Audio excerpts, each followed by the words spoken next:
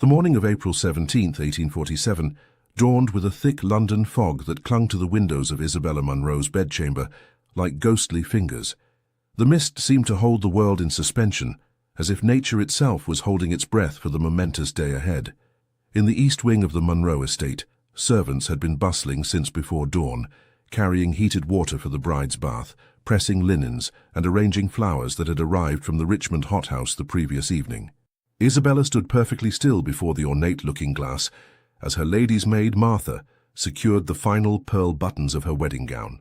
The creation was a masterpiece of ivory silk, imported from Lyon, and Belgian lace so delicate it appeared to float around her slender figure. 6 months of work by London's finest seamstresses had culminated in this garment, designed to transform a nobleman's daughter into a duchess. "You look absolutely radiant, Miss Isabella," whispered Martha, her voice thick with emotion as she carefully arranged the delicate veil over Isabella's chestnut hair. Martha had been with her since Isabella was 7 years old, and the maid's eyes glistened with maternal pride as she stepped back to admire her handiwork. Isabella studied her reflection with critical eyes. The woman who gazed back at her was poised and elegant, with features that were pleasant if not striking. A straight nose, clear grey eyes, and a mouth that naturally curved into a serious expression.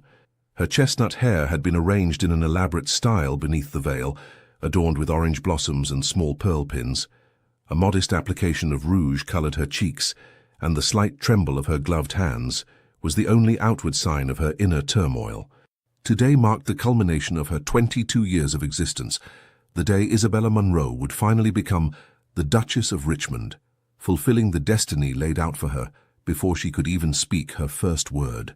"Thank you, Martha," she replied softly, touching the pearl necklace at her throat. A gift from the Duke sent that morning with a formal note expressing his anticipation of their union. "I have prepared for this day my entire life." Indeed she had. Since the moment her father, Lord William Munro, and the old Duke of Richmond had shaken hands over her cradle, sealing her fate with a marriage contract written on parchment and bound with the seals of both houses, Isabella had been moulded for this role. Every lesson, every skill she had acquired was meant to prepare her to stand beside one of England's most powerful dukes. She had mastered French by age 10, adding Italian and German by 15. She could play Beethoven's most challenging sonatas with technical perfection, if perhaps less passion than her music master might have wished. Her watercolor landscapes had been praised by Royal Academy artists, and she could recite from memory the complex hierarchies and subtle nuances of proper etiquette that governed aristocratic society. And somewhere along the years of preparation, the young girl's dutiful acceptance had blossomed into genuine affection. She had met Edward Richmond only a handful of times, always in strictly chaperoned settings, formal dinners, a garden party at his country estate, once at the opera in London, where he had commented favourably on her French. His dignified demeanour and occasional kind words had been enough for her romantic heart to weave elaborate dreams around. In the privacy of her journal, she had practised signing her new name, Isabella Richmond, Duchess of Richmond, the elegant script a testament to her hidden excitement. "The carriage awaits, miss," announced the butler Simmons from the doorway. His usually impassive face betrayed a hint of pride as he beheld the bride. "Lord Munro is ready to escort you." Isabella took a deep breath, steadying her nerves. Martha carefully draped the floor-length veil over her face, a symbolic barrier between the maiden she had been and the woman she was about to become. "You'll make a fine duchess, Miss Isabella," Martha whispered as she made a final adjustment to the train. "The finest Richmond has ever seen." The journey from the Munro estate to the Richmond Ancestral Chapel took 20 minutes by carriage. The morning fog had begun to lift, revealing glimpses of the lush April countryside coming into bloom. The Richmond Ancestral Chapel stood on a gentle hill overlooking the family's vast estate, its grey stone walls and Gothic spires dating back to the 15th century. As Isabella's carriage approached, she caught glimpses of England's most prestigious families entering the stone church. Ladies in their finest gowns and elaborate hats, gentlemen in formal morning attire with gleaming top hats and walking sticks, the cream of English society had gathered to witness the union of two great houses. Isabella's heart raced beneath her tightly laced corset.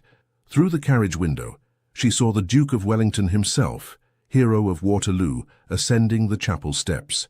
Cabinet ministers, peers of the realm, even distant royal cousins, all had come to see Isabella Munro fulfill the promise made at her birth. The carriage came to a stop before the chapel's ancient oak doors. Her father, Lord William Munro, a stern man of 50 whose business acumen had elevated their family's status beyond their relatively recent title, stood waiting to help her descend. His salt-and-pepper hair was impeccably groomed, his expression one of satisfaction rather than paternal affection. "Today you fulfill your duty to our family," he said, as he offered his arm, his usual greeting replacing any fatherly words of tenderness or pride. The marriage would cement the Munros' place in society, bringing their merchant wealth into the aristocratic fold through an alliance with one of England's oldest titles. "Yes, father," Isabella replied dutifully, though inside her heart sang with secret joy. For her, today was about more than duty or family advancement. It was about beginning her life with Edward, the man who had occupied her thoughts for years. The chapel doors swung open to reveal the interior, transformed by hundreds of white roses and burning tapers. The assembled guests, nearly 300 of England's elite, rose to their feet as the string quartet began the wedding march. The ancient stone walls seemed to hold their breath as Isabella took her first step down the aisle on her father's arm, her gaze fixed on Edward's broad shoulders at the altar ahead. He stood tall and proud in his formal attire, his aristocratic profile handsome against the backdrop of stained glass windows depicting his ancestors' military victories. The morning light filtered through the colored glass, casting a multicolored glow upon the scene. Isabella was halfway down the aisle when she noticed her 17-year-old sister Charlotte seated in the front row. The younger Munro daughter looked particularly lovely in a gown of pale blue silk that complemented her fair coloring, her golden curls arranged fashionably beneath a hat adorned with forget-me-nots. Charlotte caught her eye and smiled, but something in that smile, a knowing gleam perhaps, or a hint of secretive triumph, made Isabella's step falter momentarily. Lord Munro's grip on her arm tightened, urging her forward. The last few steps to the altar seemed to stretch endlessly as Isabella's heart pounded with anticipation. Finally, they reached the front of the chapel, where the elderly vicar waited with an open prayer book. Lord Munro placed Isabella's hand on the prayer book, symbolically giving his daughter to the church and to her husband. As Isabella took her place beside the groom, Edward finally turned to face her.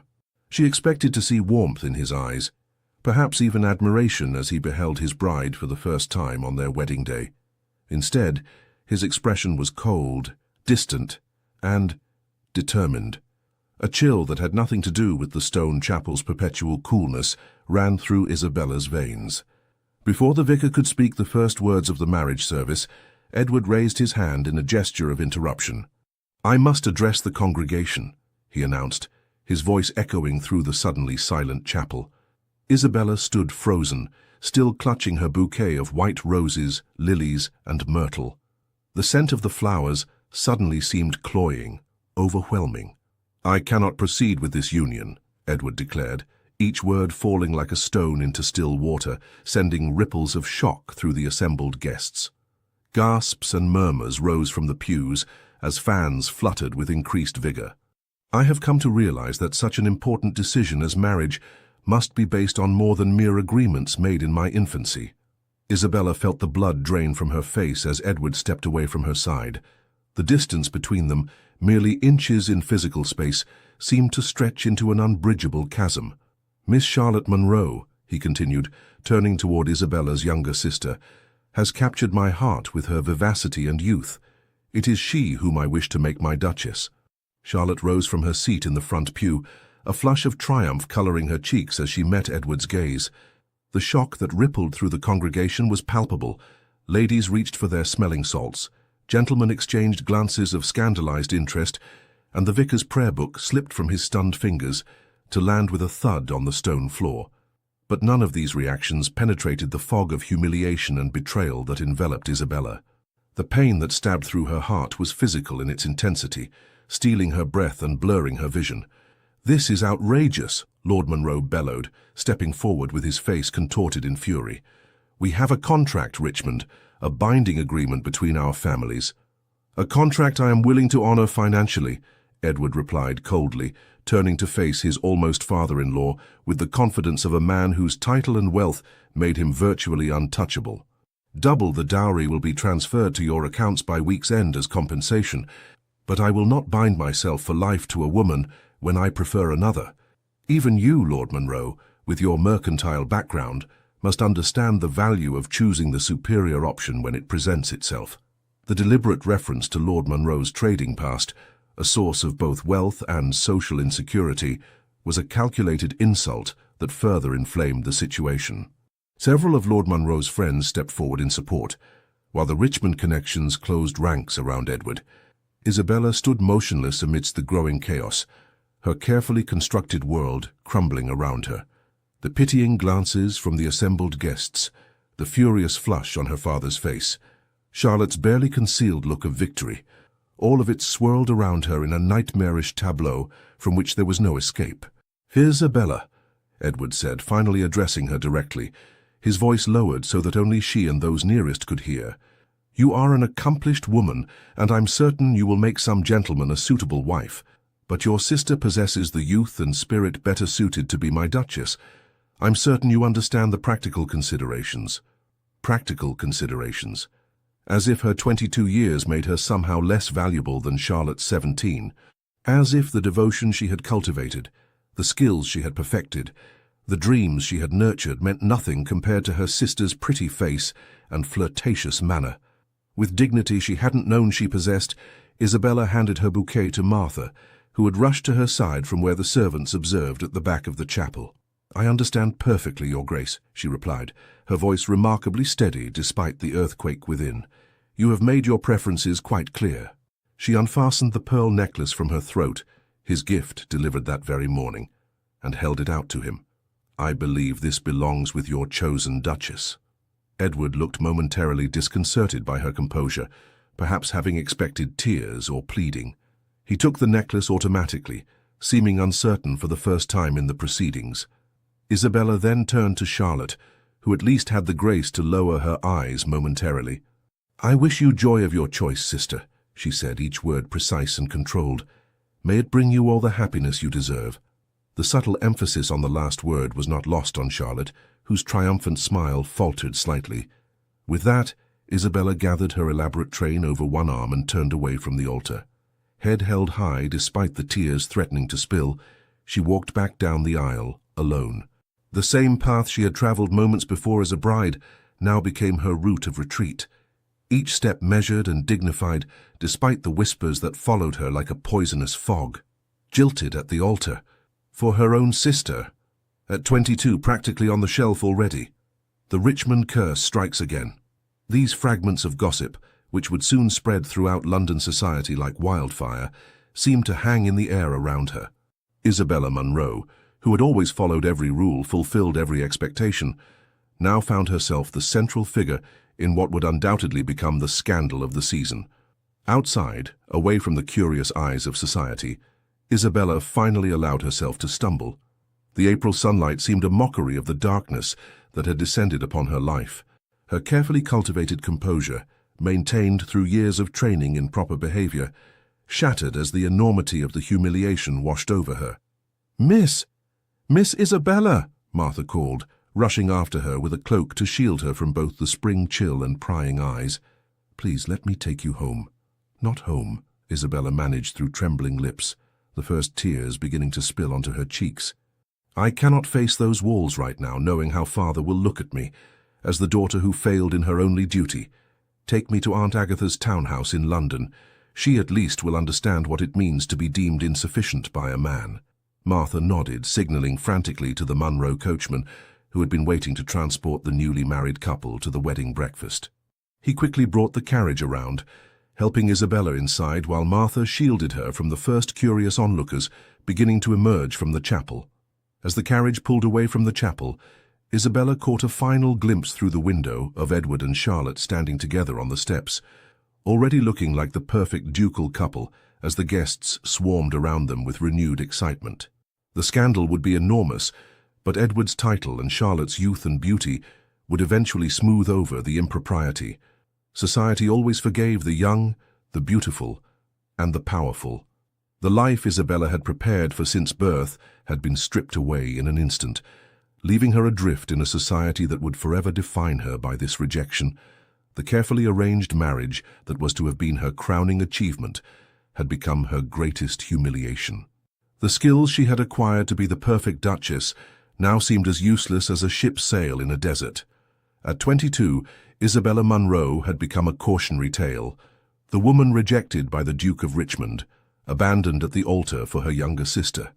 And as the carriage rattled over the country roads toward London, toward the uncertain sanctuary of her aunt's home, she had no idea how to begin again. The journey to London stretched before her like her new future, unknown, unplanned, and terrifying in its emptiness.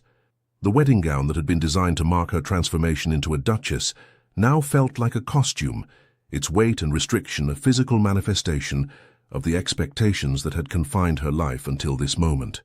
As the Richmond estate disappeared behind them, Isabella allowed herself something she had never permitted before, the freedom to weep openly, with the abandonment of a woman who had lost everything she had been raised to value. In that carriage, racing away from her shattered dreams, Isabella Munro began the painful process of discovering who she might become when all her careful preparation proved worthless, and the path laid out for her since birth suddenly vanished beneath her feet. The carriage journey from Richmond Estate to London was a blur of green countryside, gradually giving way to the sprawling metropolis. Isabella sat in numb silence, her wedding gown a cruel reminder of all she had lost. As London's buildings began to appear, the reality of her situation settled upon her shoulders like a physical weight. She was no longer a bride-to-be, no longer the future Duchess of Richmond. She was now something far worse in Victorian society, a woman rejected, an object of pity and gossip. By the time the carriage rolled onto the cobblestones of Grosvenor Square, Isabella had composed her exterior, though her heart still thundered with pain and humiliation. Martha helped straighten her veil and wiped away the traces of tears, though nothing could be done about her reddened eyes. "Remember, miss, you've done nothing wrong," Martha whispered as the carriage came to a stop. "Hold your head high." Aunt Agatha's London townhouse stood as a dignified testament to refined independence, its white Portland stone facade and black wrought iron railings setting it apart from its neighbours. Unlike most women of her station, Lady Agatha Harcourt had never married, choosing instead to live by her own means after inheriting a substantial fortune from her father. At 62, she had long since ceased to care about society's whispers regarding her unmarried state. The carriage door opened, and Isabella found herself face to face with Aunt Agatha herself, who had apparently been watching from her drawing-room window. Tall and angular, with silver hair arranged in an unfashionably simple style, Lady Agatha Harcourt cut an imposing figure on her doorstep. Her sharp eyes took in Isabella's wedding attire, the carriage devoid of wedding guests, and her niece's devastated expression. With the quick intelligence that had allowed her to navigate society on her own terms for decades, she pieced together the situation immediately. "Absolutely disgraceful," Aunt Agatha declared, not waiting for an explanation as she helped Isabella from the carriage. "Edward Richmond always was an opportunistic cad, just like his father before him. The old Duke tried to court me once, you know, before settling for his cousin's fortune instead." The elderly woman's outrage on her behalf provided the first balm to Isabella's wounded heart. At least someone believed the fault lay with Edward, not with her supposed inadequacies. "Come, child," Aunt Agatha continued, leading Isabella inside with a protective arm around her waist. "What you need is a change of clothes, a pot of strong tea, and the knowledge that this humiliation will eventually pass. Jenkins," she addressed her butler, "have the blue guest chamber prepared for Miss Munro. She will be staying with us indefinitely." The butler, a dignified man who had served Lady Agatha for 20 years, merely nodded as if brides appearing on the doorstep in full wedding attire was a common occurrence. "Yes, my lady. And shall I have cook prepare a light luncheon?" "Indeed, and bring a tray of tea to my private sitting-room immediately," Aunt Agatha instructed, as she guided Isabella up the marble staircase. Once in the privacy of Aunt Agatha's sitting-room, with its comfortable furnishings and walls lined with books rather than the fashionable silk wallpaper found in most Mayfair homes, Isabella finally allowed her rigid posture to crumble. How can I ever face society again? She whispered, removing her veil with trembling hands. All of London will know by evening that Edward Richmond rejected me at the altar for Charlotte. How can it pass, Aunt? Isabella whispered, finally allowing her composure to crumble completely. All of London witnessed my rejection. I am ruined. Ruined? Aunt Agatha scoffed, removing her spectacles to polish them vigorously. Hardly. You are merely freed from a most unfortunate match. In time you'll see this as the blessing it truly is. A blessing? Isabella's voice rose in disbelief. To be humiliated before all of society. To watch my sister take the position I was raised to fill. How can you possibly call that a blessing? Because I have lived long enough to recognize prison cells, even when they're gilded with ducal coronets, her aunt replied calmly. Tell me truthfully, Isabella, did you love Edward Richmond? Not the idea of him, not the role he represented, but the man himself. The question caught Isabella off guard. She had spent so many years preparing to be Edward's Duchess that she had rarely considered the man apart from his title. I thought I did, she said slowly, but I barely knew him. We were never permitted more than a few minutes of conversation, always supervised. Precisely, Aunt Agatha said with a decisive nod. You were being sold into a marriage with a stranger, a handsome stranger with an impressive title, certainly, but a stranger nonetheless. And based on his actions today, a rather contemptible one at that.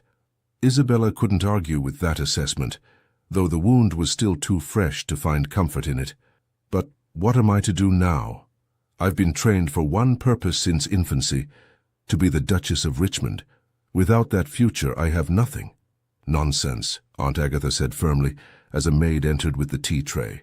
You have a first-rate education, a sharp mind, and the freedom to discover who Isabella Munro might be, beyond the role that was assigned to her. She poured the steaming tea into delicate porcelain cups. Besides, you have me, and unlike your father, I value you for more than your marriageability. In the days that followed, Isabella retreated into the sanctuary of her aunt's vast library. Row upon row of leather-bound volumes offered escape from the reality of her situation, from the letters of sympathy that arrived daily, from her father's terse note announcing that Charlotte and Edward would marry within the month, from the gossip that undoubtedly circulated through every drawing room in London. The library became her refuge, its oak shelves towering from floor to ceiling, filled with everything from ancient philosophy to modern novels. Here Isabella could lose herself for hours, curled in the window seat that overlooked the small but exquisitely maintained garden behind the townhouse. Between pages of Austen, Shelley, and Byron, Isabella found temporary solace. Books demanded nothing of her, no perfect posture, no flawless French pronunciation, no practiced smiles. They simply offered their worlds without judgment. One rainy afternoon, a week after what society had taken to calling the Richmond incident, Isabella was deeply engrossed in Mary Wollstonecraft's A Vindication of the Rights of Woman when Aunt Agatha entered the library with unusual excitement. You cannot hide among these dusty tomes forever, my dear, she announced, pulling open the heavy curtains to let what little daylight penetrated the London rain clouds flood the room. The Spanish Duke of Mendoza has arrived in London on diplomatic business, and I have secured us invitations to Lady Pembroke's literary salon this evening, where he will be in attendance. Isabella looked up from her book with a frown. I have no desire to be paraded before another duke, Aunt, nor do I wish to face society's pitying glances so soon. This is not about finding you another match, Aunt Agatha insisted, seating herself in the leather armchair opposite Isabella's window seat. It is about showing London that Isabella Munro is neither broken nor in hiding. Besides, the Duke is known to be quite the intellectual. Lady Pembroke tells me he has translated several works of Shakespeare into Spanish himself. Isabella closed her book, keeping her finger between the pages to mark her place. I appreciate your concern, Aunt, but I'm not ready to face society. The humiliation is still too fresh. And it will remain fresh if you continue to nurture it in isolation, Aunt Agatha replied, with the directness that had always characterized her speech.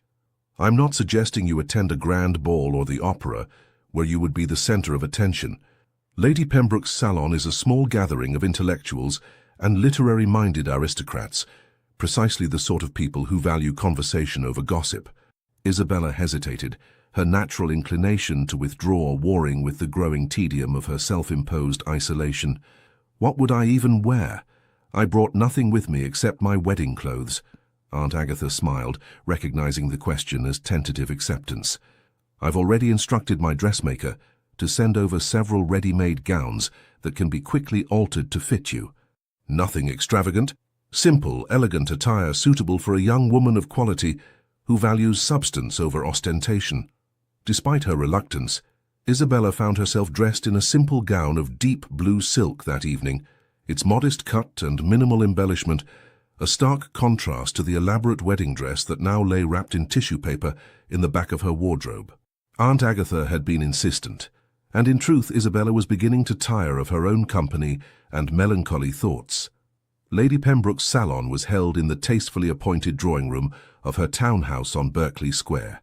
Unlike the glittering balls of the season, where hundreds of guests crowded into ballrooms under blazing chandeliers, the salon was mercifully intimate.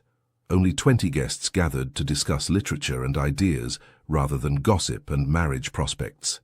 Still, Isabella felt the weight of curious glances as she entered the room on her aunt's arm. Her story had undoubtedly reached every ear in London by now, embellished with each retelling. She kept her chin high, drawing on reserves of dignity she hadn't known she possessed. "Lady Harcourt, Miss Munro," Lady Pembroke greeted them warmly, a kindness in her eyes that suggested genuine sympathy rather than morbid curiosity. In her 50s, with a reputation as a blue-stocking tempered by impeccable social credentials, Lady Pembroke was known for her literary interests and her disinclination toward malicious gossip. "How delightful that you could join us. We are discussing the merits of the Romantic poets this evening. Mr. Wordsworth's latest publication has sparked quite the debate." Isabella nodded politely, steeling herself against the inevitable whispers. To her surprise, however, most guests seemed genuinely engaged in the literary debate rather than in her scandal. Perhaps Aunt Agatha had been right about this particular gathering. She found herself drawn into a conversation about Byron's Childe Harold with an elderly professor from Oxford and a middle-aged woman who had published several volumes of poetry under a male pseudonym. The discussion was stimulating, requiring enough concentration that Isabella momentarily forgot her personal troubles. "Señorita, may I offer a different perspective on Lord Byron's work?" The deep voice with its distinct Spanish accent came from behind her. Isabella turned to find herself looking up into the most striking face she had ever encountered.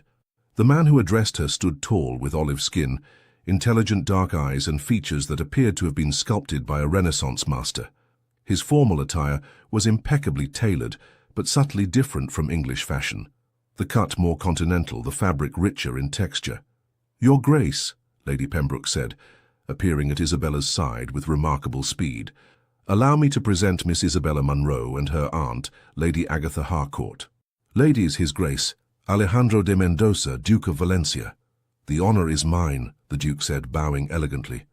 Unlike most English aristocrats, who treated such gestures as perfunctory social requirements, there was a fluid grace to his movement that suggested genuine respect. "I could not help overhearing your defense of Byron's Childe Harold. Your insights were most compelling." Isabella felt color rise to her cheeks. After weeks of being the subject of pitying glances and whispered conversations, to be addressed as an intellectual equal was unexpectedly refreshing. "You are too kind, Your Grace. I merely suggested that his portrayal of disillusionment speaks to universal human experience rather than mere personal indulgence, as Professor Harrington contends." "Precisely why it resonates across cultures," Alejandro agreed, his dark eyes lighting with intellectual engagement. "In Spain, we too understand the beauty of melancholy, what we call la tristeza dulce." "Sweet sadness," Isabella translated softly. The Duke's eyebrows rose in surprise. "You speak Spanish, Miss Munro?" "Only a little," she admitted. "I focused more on French and Italian in my studies, but I've always been fascinated by languages." "Still impressive," he said with a smile that transformed his serious face, revealing a slight dimple in his left cheek. "Perhaps you might help me better understand some of your English idioms during my stay in London. I find myself frequently confused by your curious expressions." For the first time since her wedding day, Isabella felt the ghost of a genuine smile touch her lips. "I would be happy to assist, Your Grace, though I warn you that English is filled with contradictions." "As are most worthwhile things in life," he replied, his dark eyes holding hers for a moment longer than propriety strictly allowed.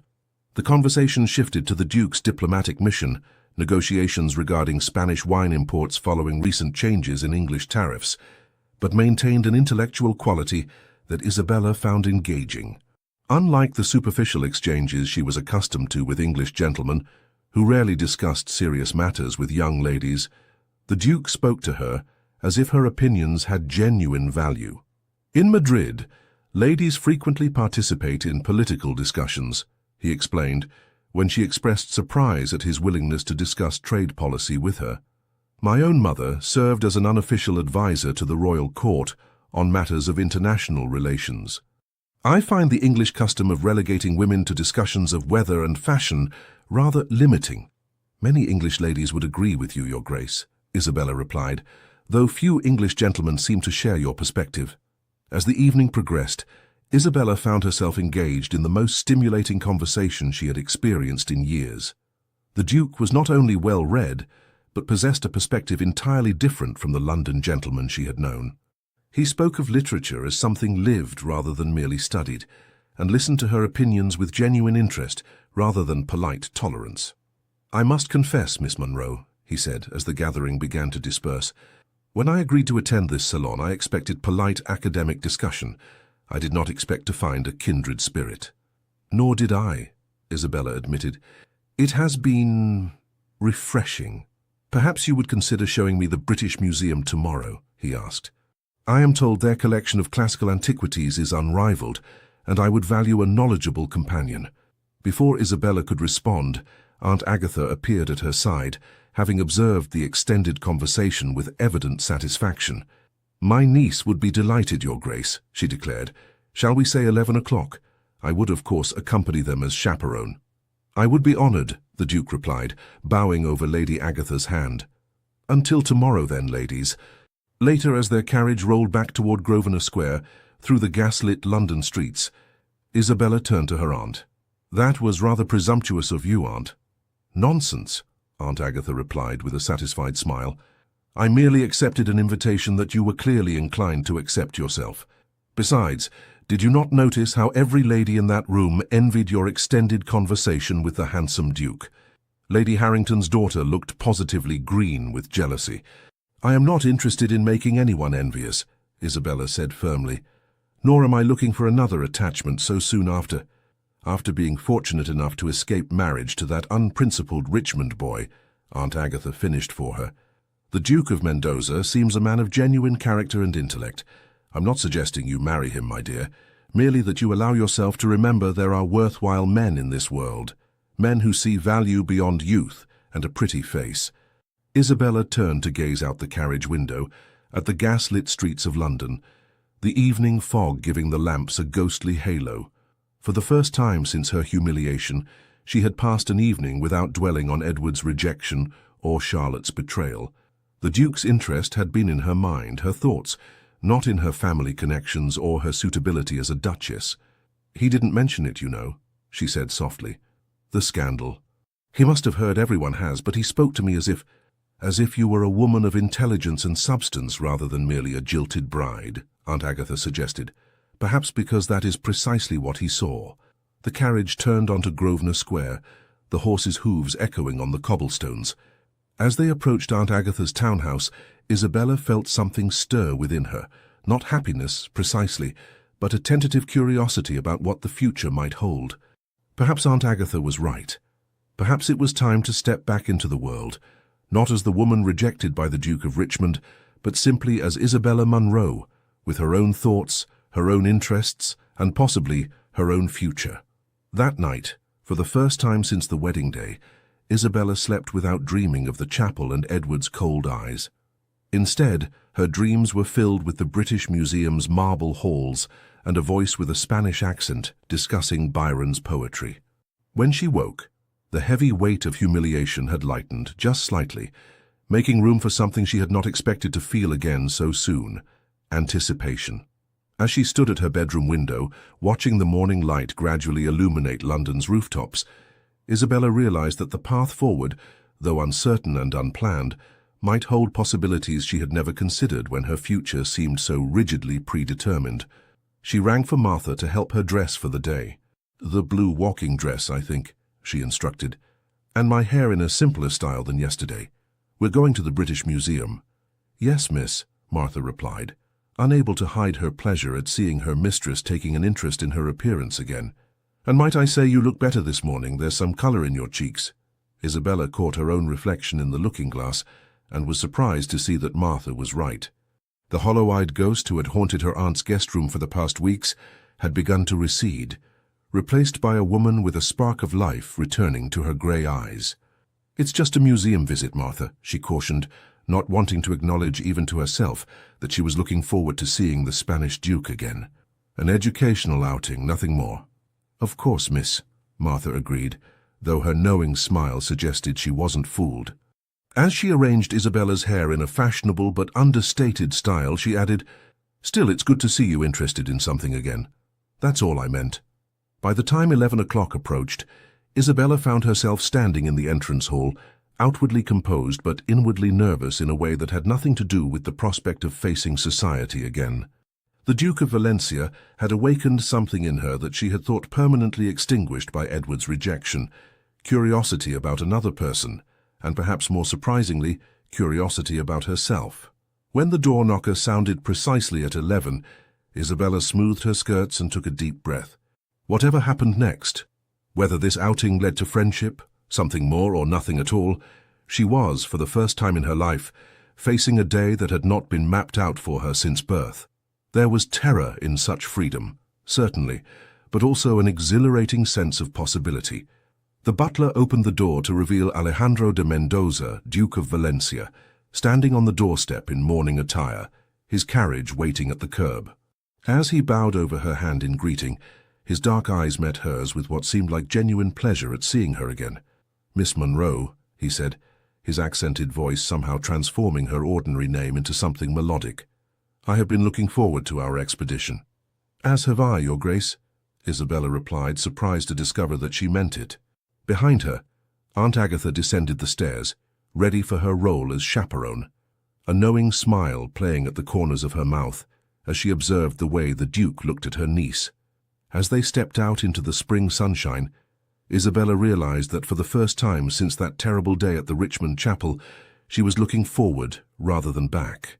The woman who had been rejected at the altar was beginning to recede, making way for a woman she was only just starting to discover, Isabella Munro, not as she had been molded to be, but as she might choose to become. The visit to the British Museum marked the beginning of a transformation in Isabella's life. What began as a simple cultural outing evolved into a series of encounters that gradually rekindled her spirit. As April's showers gave way to May's gentle sunshine, Isabella found herself stepping further from the shadow of her humiliation and into a life she had never imagined possible. Over the following weeks, London society observed with growing interest as Miss Isabella Munro was frequently seen in the company of the Spanish Duke. Their outings, always properly chaperoned by Lady Harcourt, became the subject of speculation in drawing rooms across Mayfair. The very society that had pitied Isabella now watched with curiosity as she appeared at select gatherings with the distinguished foreigner at her side. What began with their visit to the British Museum expanded to afternoons in the Royal Botanical Gardens, attendance at the Royal Academy's exhibition, and even a musical performance at St. James's Hall. To Isabella's surprise, each encounter deepened her appreciation for Alejandro's character and intellect. Unlike Edward, who had barely spoken 10 sentences to her during their entire acquaintance, Alejandro seemed genuinely interested in her thoughts. He asked questions about her opinions on everything from politics to poetry, and actually listened to her answers. More surprising still, he often deferred to her knowledge on matters of English culture and history, treating her as an intellectual equal rather than a decorative companion. One particularly fine May afternoon found them strolling through Kew Gardens, with Aunt Agatha following at a discreet distance. The spring blooms were at their peak, filling the air with fragrance and painting the landscape in vibrant colors that seemed to reflect Isabella's gradually reawakening spirit. In Spain, Alejandro told her as they paused beside a particularly beautiful arrangement of exotic flowers, we have a saying, "Más vale buen entendimiento que grandes riquezas." A good understanding is worth more than great riches. "That's lovely," Isabella replied, watching a butterfly alight on a nearby bloom. "Though I imagine many in English society would disagree, as would many in Spanish society," Alejandro admitted with a wry smile that transformed his serious features. "The nobility is not so different across borders, I'm afraid. We are all taught to value lineage and fortune above character. And yet, you seem to have escaped that particular lesson, Your Grace," Isabella observed, noting how he had greeted the gardener's children with the same courtesy he showed to the royal botanist they had encountered earlier. "Perhaps because I learned early that titles offer no protection against life's tragedies," he said, his expression growing serious. "My parents died when I was 14, a boating accident off the coast of Valencia. I inherited the dukedom far too young, with only my grandfather's guidance to see me through." "I'm so sorry," Isabella said softly, touched by this glimpse into his past. In their many conversations, he had shared little about his personal history, focusing instead on ideas and observations. "It shaped me," Alejandro continued, absently twirling a fallen blossom between his fingers. "Made me understand that life is unpredictable and precious. We must seize happiness where we find it, not where convention dictates it should be." They walked in comfortable silence for a moment, passing beneath a trellis heavy with climbing roses. The scent enveloped them, sweet and intoxicating in the warm afternoon air. "May I be bold, Miss Munro?" Alejandro asked suddenly, pausing beneath the canopy of blossoms. Isabella felt her heart quicken. "You may. I know of your recent situation," he said carefully. "London talks of little else, I'm afraid, but I want you to know that I see it as the Duke of Richmond's great misfortune, not yours." Isabella stopped walking, her cheeks flushing with embarrassment. Of course he knew. Everyone knew. She had foolishly begun to hope that perhaps he had somehow missed the gossip, or that he didn't care about it. But now the humiliation she had gradually been setting aside threatened to engulf her once more.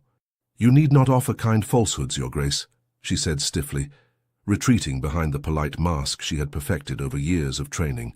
"I am well aware of how society views a rejected bride." "I offer no falsehoods," Alejandro replied firmly, his dark eyes holding hers with an intensity that made it impossible to look away. "Only my own observation, that a man who would humiliate a woman of your intelligence and grace reveals his own profound lack of judgment, not yours." His words, spoken with such conviction, broke through a barrier Isabella hadn't realized she'd built. For weeks, she had carried the unspoken belief that she must somehow have been lacking, too plain, too serious, too old at 22 compared to Charlotte's 17 years.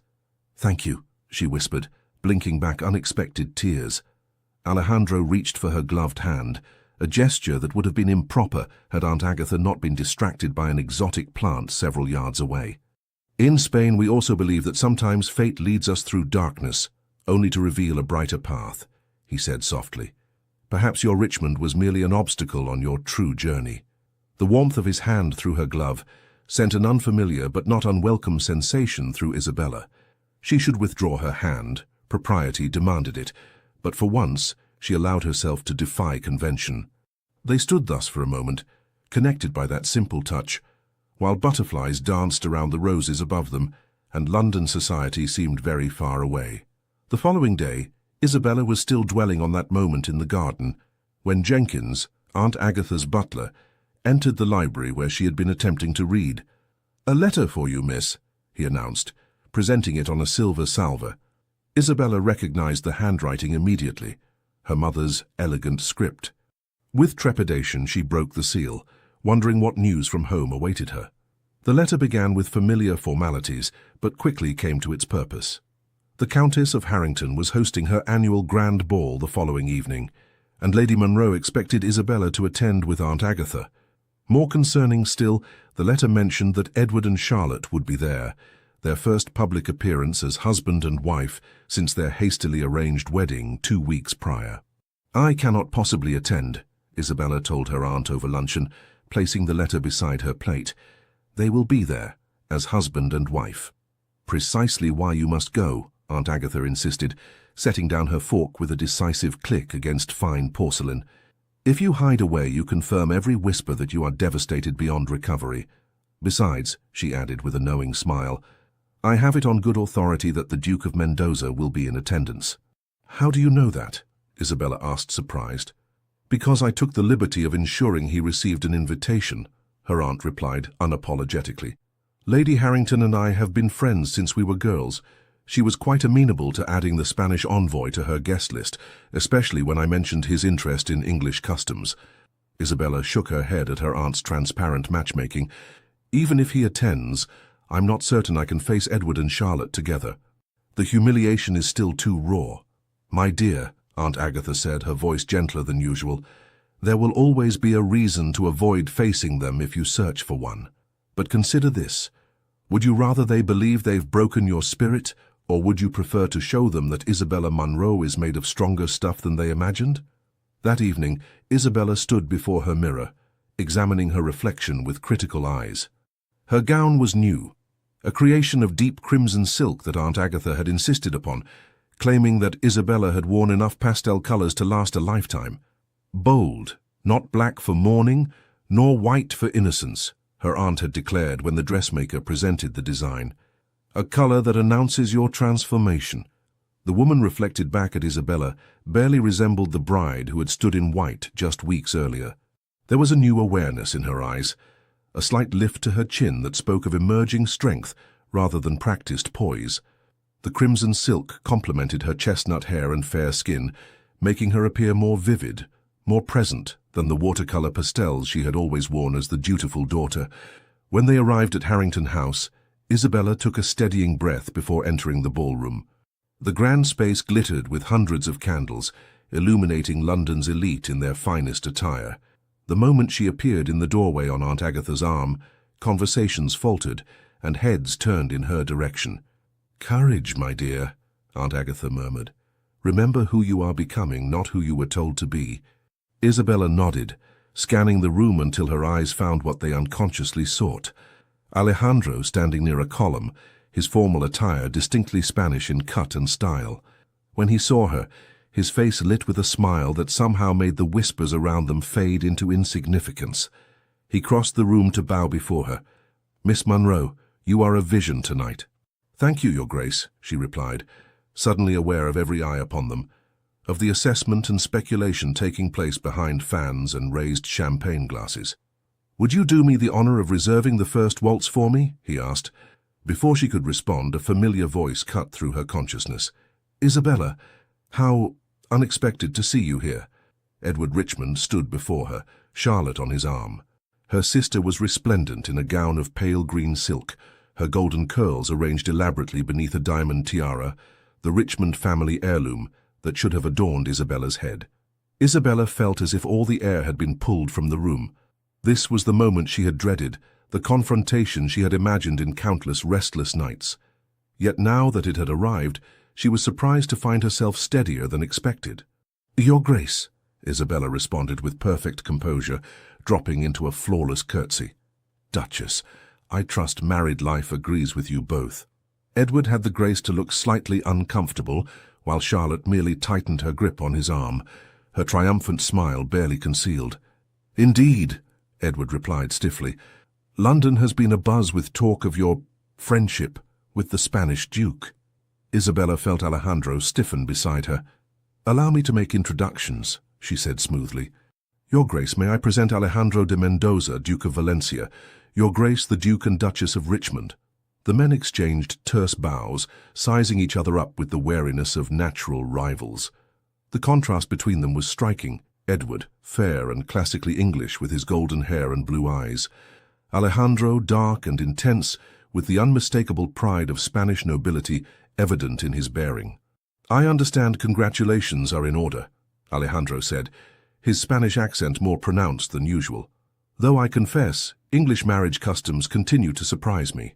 In Spain, we consider a man's word his bond, especially in matters of honor." The subtle rebuke was not lost on anyone present. Edward's face flushed, a muscle twitching in his jaw. "I assure you, Your Grace, that English honor is no less stringent. Sometimes circumstances require adaptations." "How fascinating," Alejandro replied with dangerous politeness. "In my country we have another saying, el hombre que cambia de opinión como de camisa No merece confianza ni en la misa. The man who changes his mind as often as his shirt deserves trust, not even at Mass. Charlotte's eyes narrowed. Perhaps some Spanish lessons would improve your English, Your Grace. Your accent makes understanding difficult. Charlotte, Edward murmured warningly. Isabella felt a surge of unexpected strength. The sister who had betrayed her, the man who had humiliated her, they suddenly seemed smaller than she remembered, less intimidating. His Grace speaks 5 languages fluently, Duchess. How many do you speak now? Charlotte's face flushed with anger. But before she could respond, the orchestra began the opening notes of a waltz. I believe this is our dance, Miss Monroe, Alejandro said, offering his arm. As he led her onto the floor, Isabella felt a weight lifting from her shoulders. The couple they left behind no longer held power over her happiness. Whatever pain they had caused remained, but its sting had lessened. You handled that with remarkable grace, Alejandro murmured as they took their positions for the waltz. I had an excellent example of dignity before me, she replied, nodding toward him. As they moved across the floor, Isabella became aware of something shifting within her. A final release of the life she had been prepared for, and an opening to possibilities she had never permitted herself to imagine. The gaze of society followed them, noting how well they moved together, how the Spanish Duke looked at his partner with undisguised admiration. There is something I must tell you, Alejandro said as they waltzed through the crowded ballroom. My diplomatic mission concludes at the end of this month. I will be returning to Spain. Isabella felt a sharp pang of disappointment. So soon? Yes, he confirmed. But before I go, there is something I must ask you. The music swelled around them as he guided her through the steps with confident ease.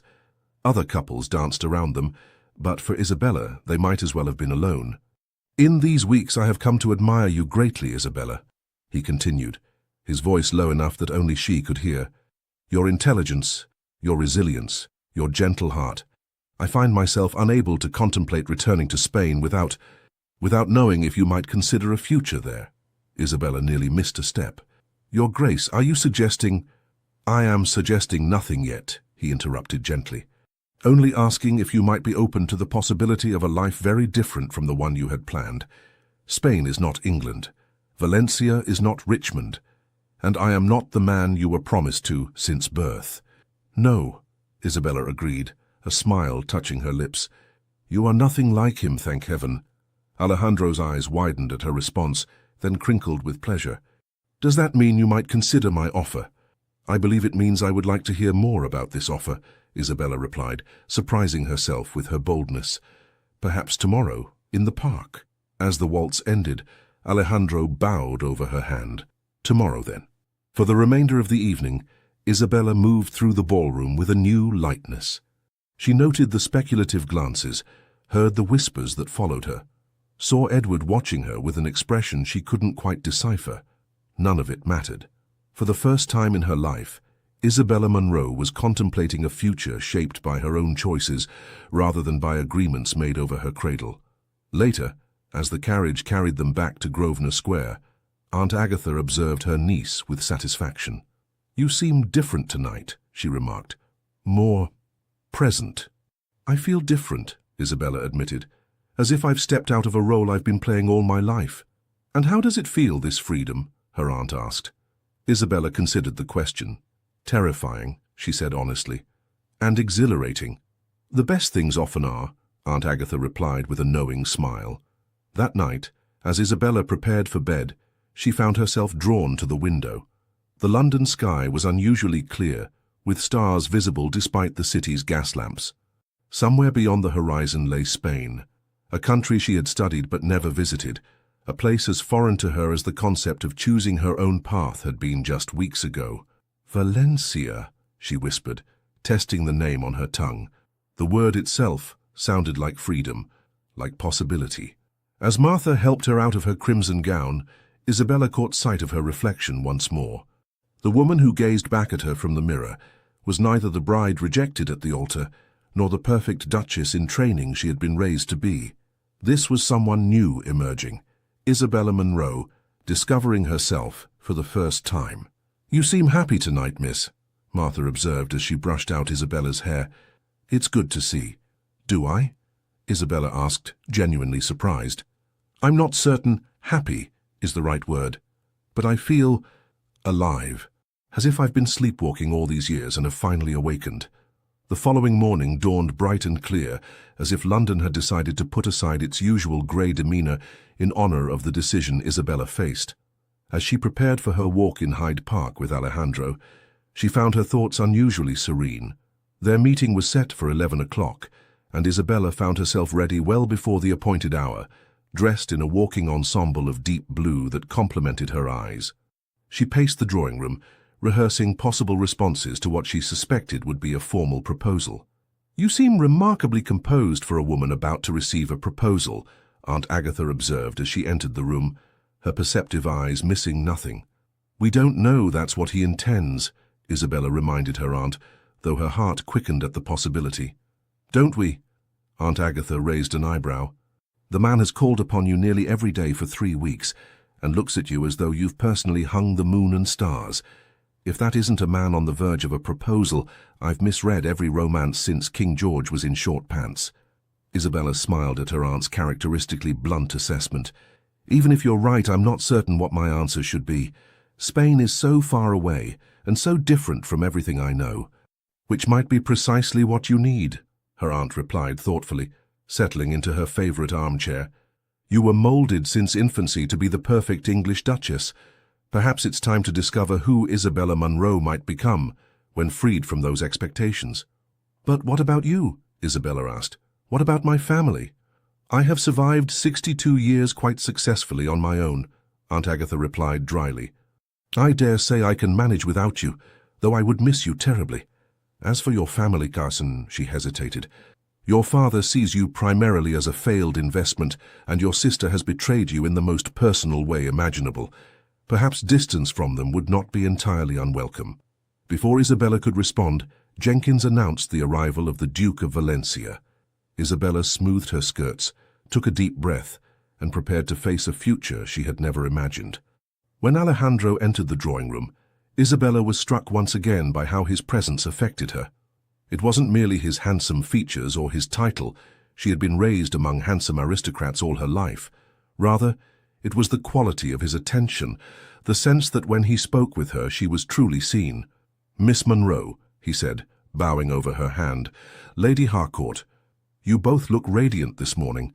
"Flattery will get you everywhere, Your Grace," Aunt Agatha replied with unusual warmth. "Now, shall we proceed to the park? I understand it's particularly lovely this time of year." They walked through Hyde Park at a leisurely pace, Aunt Agatha maintaining a discreet distance behind them. Close enough for propriety, far enough for private conversation. The park was filled with fashionable Londoners taking their morning exercise, many of whom observed the trio with undisguised curiosity. "I've been thinking about what you said last night," Isabella began when they reached a secluded bend in the path overlooking the Serpentine. "And I have been thinking of little else," Alejandro admitted. "Perhaps I was too forward. If so, No," Isabella interrupted gently. "You weren't too forward. In fact, your honesty has been refreshing. All my life, I've lived with careful words and hidden meanings. You speak directly, and I value that more than I can express." Alejandro smiled, visibly relieved. "Then may I continue to be direct?" When Isabella nodded, he reached into his coat and withdrew a small leather case. "This belonged to my mother," he said, opening it to reveal an exquisite ring, a deep blue sapphire surrounded by diamonds. "In Spain we consider sapphires symbols of loyalty and truth, values I have found abundantly in you, Isabella." He took her hand, his expression solemn yet filled with warmth. "I did not come to England seeking a bride. I came on diplomatic business, expecting nothing more than tedious negotiations and formal dinners. Instead, I found a woman of extraordinary character, intelligent, kind, and stronger than even she knows." Isabella felt tears gathering in her eyes as he continued. "I know this is sudden. I know Spain is not your home and that my proposal comes at a time when you are still healing from betrayal. But I also know with a certainty I cannot explain that you are the woman I wish to share my life with." He knelt before her, there on the gravel path, heedless of his immaculate trousers. "Isabella Munro, would you do me the great honor of becoming my wife? Not because of arrangements made in your childhood, but because we choose each other freely as equals. Time seemed to still around them, the gentle lap of water against the lakeshore, the distant calls of children playing. The rustle of leaves overhead all faded into insignificance as Isabella looked into the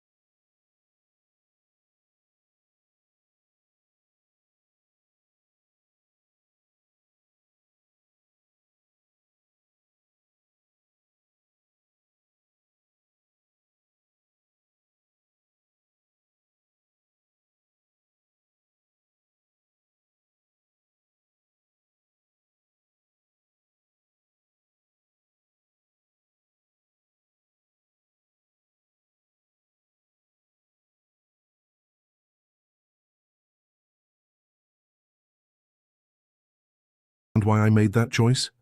Isabella studied him, seeing for the first time the insecurity beneath his aristocratic bearing. Edward Richmond, Duke of Richmond, had never in his life had to explain himself to anyone, especially not to a woman. That he felt compelled to seek her out to justify his actions revealed more about his character than any explanation he might offer. "I believe I do," she said calmly. Charlotte was younger, more vivacious, perhaps more biddable. She represented a better opportunity to secure your bloodline with numerous heirs, a practical choice for a man concerned primarily with practical matters. Edward looked taken aback. "You've changed," he observed. "Yes," Isabella agreed simply. "I have." A silence stretched between them, filled with all that could not be said. How his rejection had broken her, how she had rebuilt herself into someone stronger, how that strength had allowed her to recognize a love far deeper than anything she had imagined feeling for him. "I did not come to justify my actions," Edward said after an awkward pause. "I came because Charlotte is not well. The transition to duchesshood has been difficult for her. She struggles with the responsibilities, the expectations." Isabella felt a pang of sympathy for her sister, despite everything. Charlotte had been raised as the pretty, charming younger daughter, never expected to shoulder the burdens that Isabella had been trained for since birth. "I'm sorry to hear that, but I fail to see how this concerns me." "You were trained for that role your entire life," Edward said, a note of desperation entering his voice. "You would have managed it flawlessly. I realize now that perhaps I acted hastily." The implication hung in the air between them. Isabella regarded him with newfound clarity. "Are you suggesting that you regret your choice?" she asked quietly. Edward did not answer directly. "I merely wish to convey that your abilities were perhaps undervalued." Isabella felt a surge of emotion, not the heartbreak or vindication she might once have expected, but a profound sense of closure. "3 months ago those words would have meant everything to me," she said softly. "Today they mean nothing at all. I wish you and Charlotte every happiness, Edward, truly, but my future lies elsewhere." She moved toward the door, pausing with her hand on the handle. "Perhaps you might try seeing Charlotte as more than a young, pretty bride. She has strengths of her own, different from mine. If you look for them, you might find a true partner rather than merely a duchess." Edward stared at her, astonishment evident in his features. "You've become quite philosophical, Isabella." "Not philosophical," she corrected him with a small smile. "Simply wiser about what truly matters in life. Good day, Your Grace." As she closed the door behind her, Isabella felt the last weight of her former life lift from her shoulders. In the drawing room, she found Alejandro waiting anxiously with Aunt Agatha, who made no pretense of disinterest in the unexpected visit. "All is well?" Alejandro asked, searching her face. "All is perfect," she assured him, taking his hands in hers. "I am exactly where I am meant to be." The morning of Isabella's wedding dawned clear and bright, as if nature itself approved of the union about to take place. Unlike the elaborate preparations for her first wedding, this morning was marked by a calm intimacy. Martha helped her into a simple gown of ivory silk, new with no associations to her previous wedding, while Aunt Agatha supervised the arrangement of orange blossoms in her hair. No veil this time, Isabella had decided. "I want nothing hidden between us." St. George's, Hanover Square, was modestly filled with a select group of London's elite, Aunt Agatha's friends, a few diplomatic associates of Alejandro's, and a small representation from the Monroe family. Lord and Lady Monroe sat stiffly in the front pew, their expressions a mixture of resignation and calculation. Charlotte was conspicuously absent, having pleaded a sudden illness that prevented her attendance. As the organ played, Isabella walked down the aisle on her father's arm, her steps sure and her heart steady. Unlike the first time she had traversed this path, today she moved not toward a stranger and a duty, but toward a man she had chosen and who had chosen her. Alejandro waited at the altar, his dark eyes never leaving her face as she approached. When Lord Monroe placed her hand in his, Isabella felt not the transfer of property from one man to another, but the joining of equals embarking on a shared journey. The ceremony proceeded without interruption or hesitation. When the priest asked, "Who giveth this woman to be married to this man?" Lord Monroe answered with formal correctness, but Isabella knew the truth. She gave herself, freely and with clear eyes. As she spoke her vows in the sunlit church, Her gaze never left Alejandro's face, the face of a man who had chosen her for herself, not for duty or bloodlines or social expectations. When he slipped the gold band onto her finger to join the sapphire engagement ring, his hands were steady and warm. "With this ring I thee wed," he said in his accented English, then added softly in Spanish, "Con este anillo te entrego mi corazón y mi vida." With this ring I give you my heart and my life. After the ceremony, a small reception was held at Aunt Agatha's townhouse. As Isabella moved among the guests on her husband's arm, the word still new and wonderful in her mind, she caught her father's eye across the room. Lord Munro raised his glass slightly in acknowledgement, his expression inscrutable. It was as close to a blessing as she would receive from him, and Isabella found that it was enough. "Are you happy, my dear?" Aunt Agatha asked, as the reception drew to a close. "More than I ever imagined possible," Isabella replied honestly. "Then my work here is done," her aunt declared with satisfaction, "though I shall expect detailed letters from Spain, and perhaps a visit when you've settled in." "You will always be welcome," Alejandro assured her, bowing over the elderly woman's hand. "Without you, I might never have found my Duchess." "Oh, you would have found her," Aunt Agatha replied with a knowing smile. "Some things are simply meant to be." 3 days later, Isabella Munro, now Isabella de Mendoza, Duchess of Valencia, stood on the deck of the ship that would carry them to Spain. The English coastline was gradually receding behind them, growing smaller with each passing minute. As their ship sailed from England's shores toward the sun-drenched coasts of Spain, Isabella stood on the deck beside her husband, watching her homeland fade into the distance. The June breeze carried the scent of salt and promise, ruffling the loose tendrils of hair that had escaped her bonnet. "Any regrets?" Alejandro asked softly, his arm secure around her waist. Isabella turned to look at him, this man who had recognized her worth when she had nearly forgotten it herself. In the weeks since their first meeting, she had discovered in him not only a keen intellect and honorable character, but a tenderness that had helped heal the wounds of her humiliation. "None," she replied with perfect honesty. "England was my past. You are my future." As the ship caught the wind and surged forward toward the Mediterranean, Isabella felt a profound sense of peace.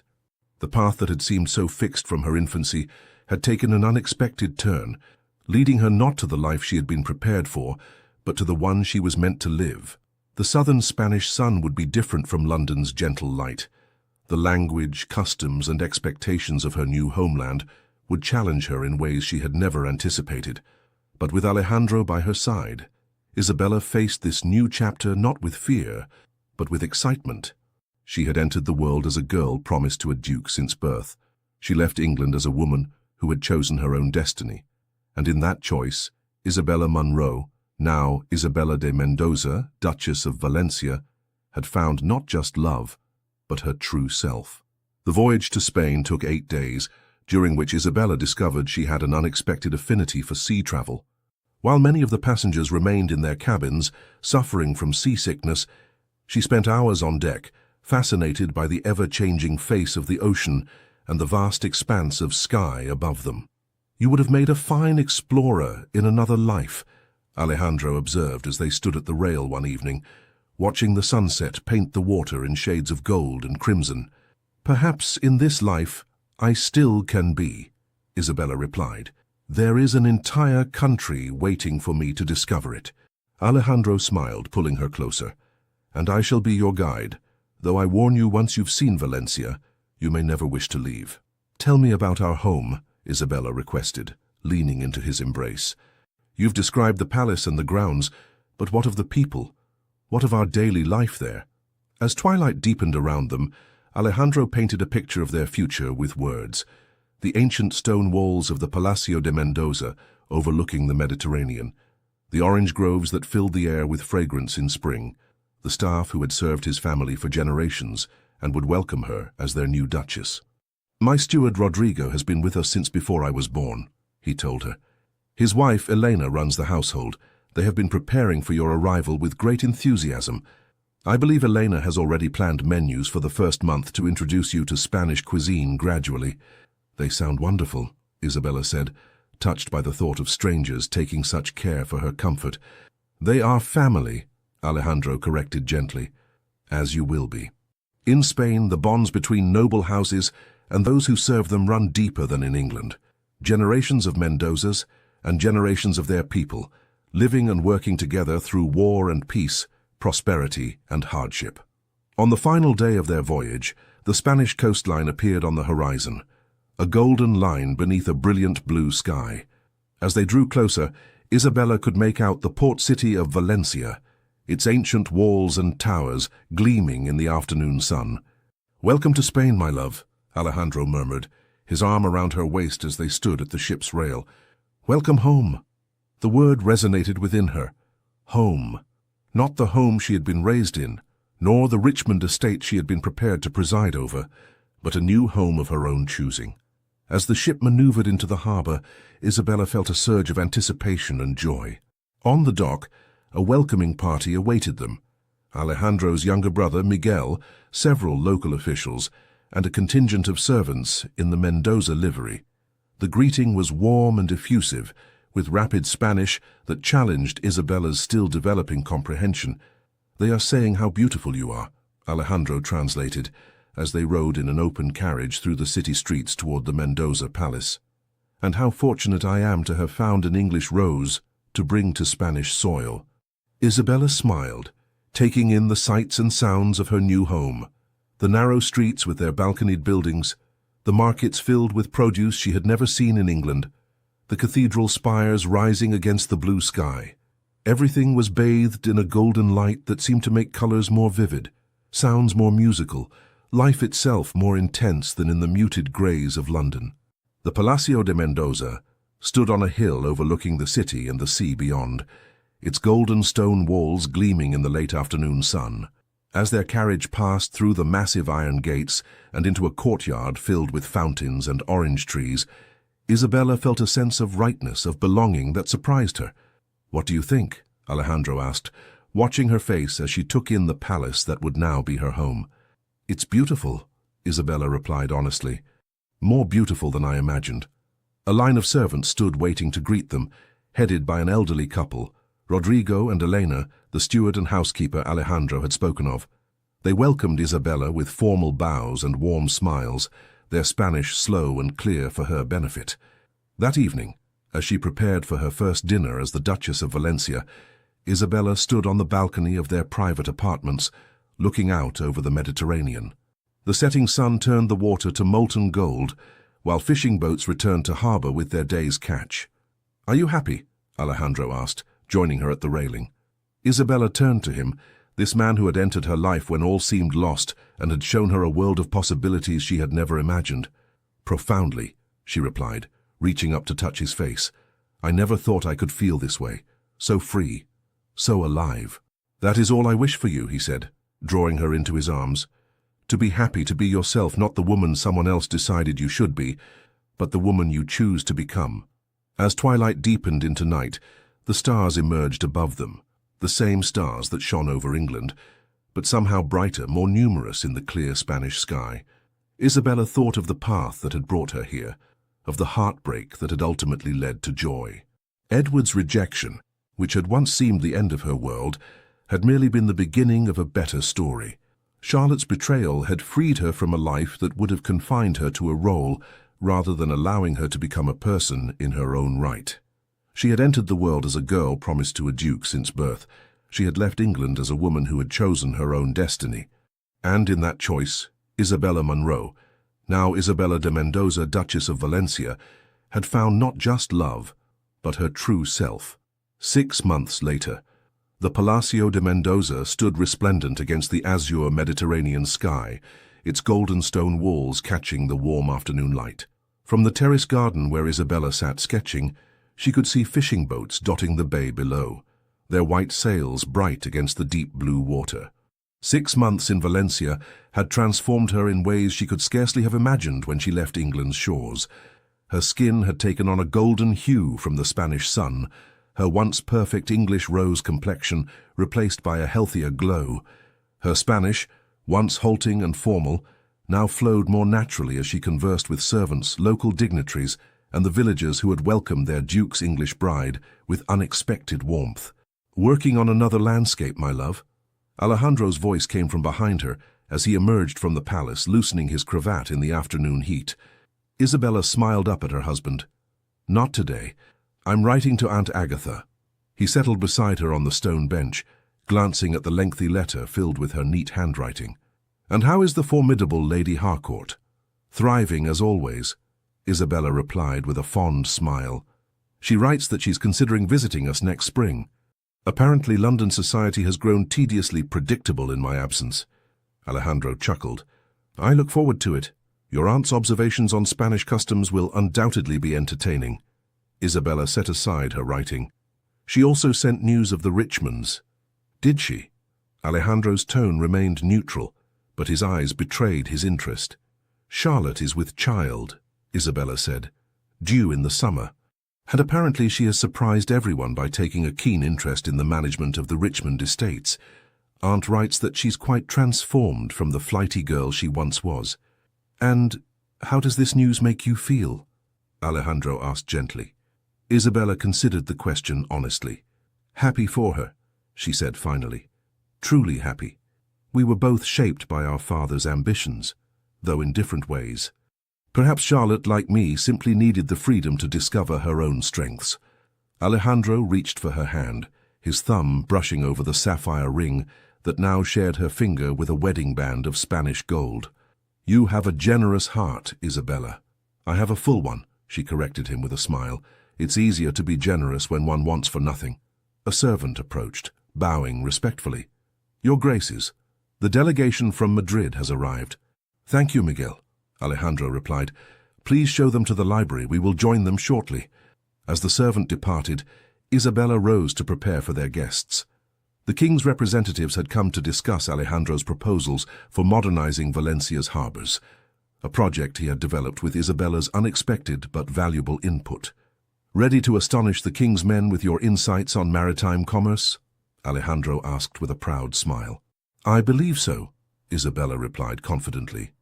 In England, her education had been focused on making her an ornamental duchess, accomplished in arts and languages, but never in matters of true substance. Here in Spain, Alejandro had encouraged her to apply her intelligence to practical matters, valuing her perspective on everything from agricultural improvements to diplomatic relations.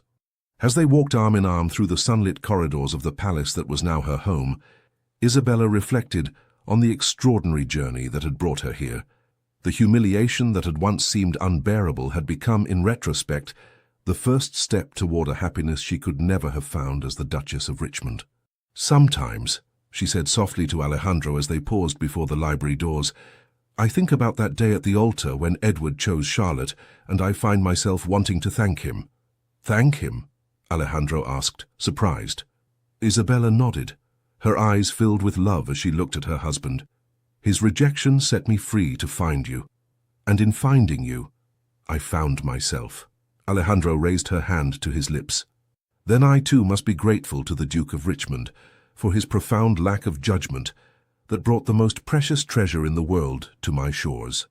With the Mediterranean sun streaming through the ancient windows of their ancestral home, the Duke and Duchess of Valencia entered the library together, equals in partnership, united in purpose, and bound by a love that had been chosen freely rather than dictated by duty.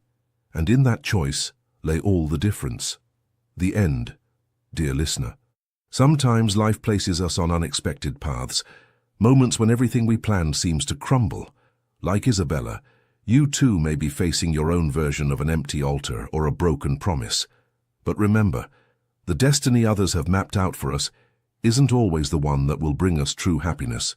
Often it's precisely in our moments of greatest pain that the doors to our true purpose open. Perhaps today you're feeling the weight of rejection, the sting of betrayal, or simply the exhaustion of following expectations that aren't truly yours. Know that this pain isn't the end of your story. It's merely a necessary chapter for your transformation. Just as Isabella found the strength to rebuild her identity and discover a deeper, more authentic love, you too carry within you a resilience you may not yet know. Your moments of greatest vulnerability can become the foundation of your greatest strength. Rest tonight knowing that tomorrow brings new possibilities. Allow yourself to release the reins of control for a few hours, trusting that you are protected and supported by the universe. Your body deserves rest, your mind deserves